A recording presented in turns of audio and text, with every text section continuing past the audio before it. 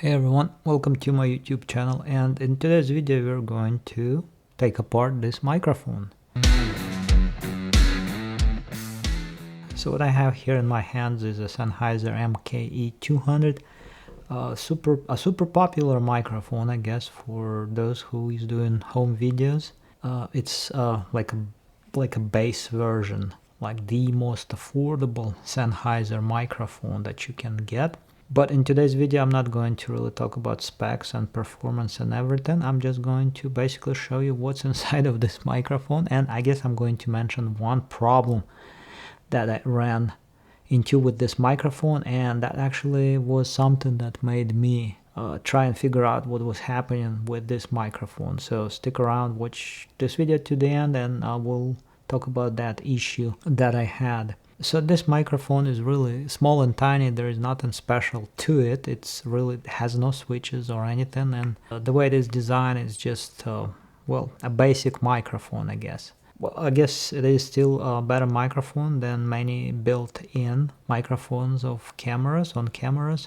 All of this is plastic. There is no batteries, switches, or anything at all. It's just like I said, and it's got a cold shoe, so it's not going to work with a hot shoe. Well, of course it wouldn't, because it's not a brand specific, camera brand specific. This is just a microphone with a 3.5 TRS cable. A good thing about this cable is that it's just that this cable, well, first of all, it's a coiled cable, and second of all, this part that connects to the microphone is lockable. Plug this cable in, you lock the threads, turn this ring, lock the threads, and this will actually stay.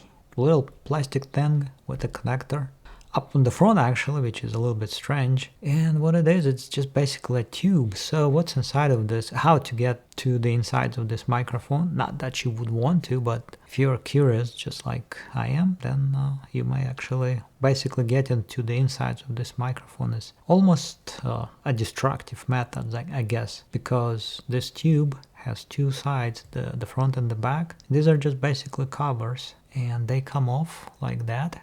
Well, they're glued in place, but if you try, that glue is not strong enough to really resist, and it just basically, these covers pop off.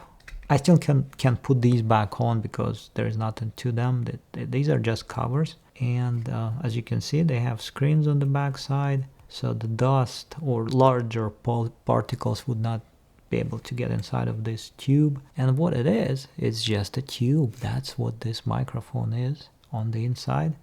This could have been some kind of a mesh, plastic mesh. I don't think it's fabric, but it is some kind of a mesh.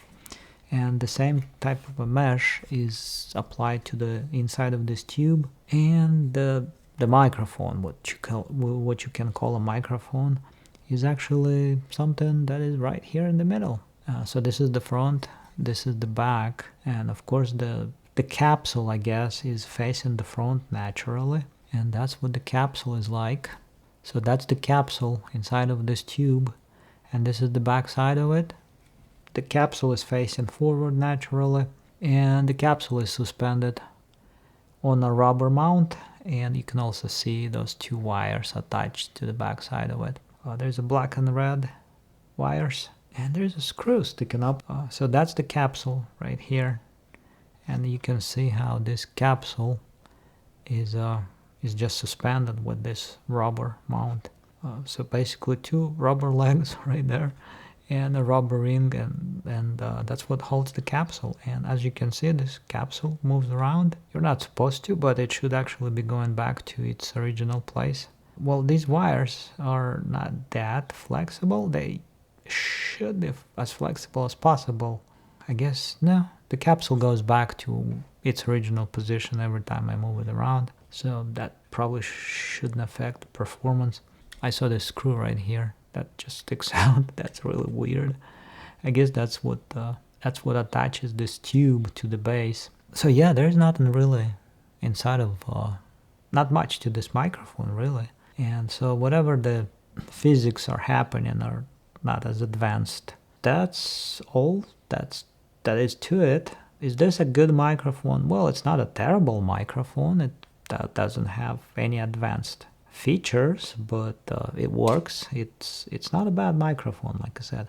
And now it's time to mention the problem that I actually had with this microphone. So when I mounted this to my camera, I was moving the camera a lot around, and it wasn't on a gimbal. And I noticed when I was editing the video, I noticed that there was a noise that was really weird, and it's hard to describe what it is, but as I can tell now, it's you can see how this capsule is actually bouncing around a little bit, and it's got that sort of a vibration when I move the microphone. And I think that's what's picking up or producing that noise, because when the microphone is stable, it's just beautiful. Well, as much as a $50 or so dollars microphone can be. But once you start moving it around, it starts to produce an unpleasant sound or some additional noise that shouldn't be produced by the microphone. And now I'm thinking that this is the reason. That's what's making the noise. The capsule is just basically floating around too much, and I guess it might actually be moving too much on those rubber legs, and actually it would maybe actually, what am I thinking? I think those micro movements, being small amplitude but fast enough, they would actually make the capsule bounce against the air itself. I guess that's what I'm thinking, unless something internal in the capsule moves around too with the vibrations. But in any case, that's what's, I think that's what the movement, at least that part, I think is correctly figured out by me. Otherwise it works. If it sits on a camera, on a tripod, it works fine. But when you start moving it around, like I said 10 times already, it makes a bit of a noise, an additional noise, a noise that shouldn't be happening. You shouldn't hear anything like that. So, but that's the way Sennheiser figured out the shock mount on this microphone, because otherwise everything else is rigid. So you attach it rigidly to your camera, and that capsule mounting on the inside of the tube is what is called, can be called a shock mount. Is there a way to fix it?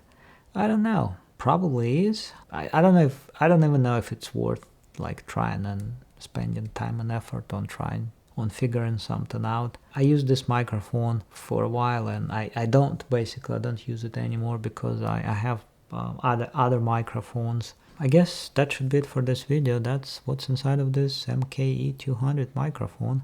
Well, at some point I was considering the next step, the next microphone that a step up, I guess, Sennheiser produces, which is MKE 400. But for some reason I never got my hands on that microphone, and I don't know if I should. Well, that should be it for this video. Thanks for watching.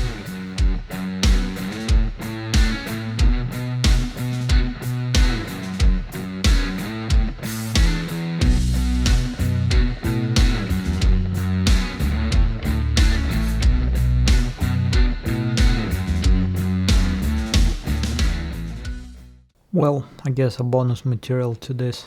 So to stop that capsule from bouncing around on those two rubber legs, I got a piece of really soft foam, and I sliced a small cube of that foam, and I basically set it on top of the capsule, bridging the capsule to the tube. That effectively stopped the capsule from moving around excessively.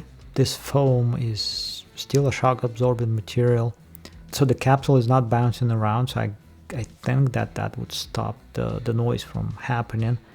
The only question is whether this foam now is going to affect the sound performance of this microphone. I don't think it's blocking anything. I mean, it may actually be affecting the physics, if there is anything, because like I said, this is not really a shotgun microphone. It's just basically well, it may have some physics built into it, but it's not an advanced, I guess. So a piece of foam like that is probably not going to affect the performance of this microphone. but it's also a mechanical connection now between the capsule and the tube. So that might, I don't know if that might transfer some noises. It shouldn't, because this is a super soft foam.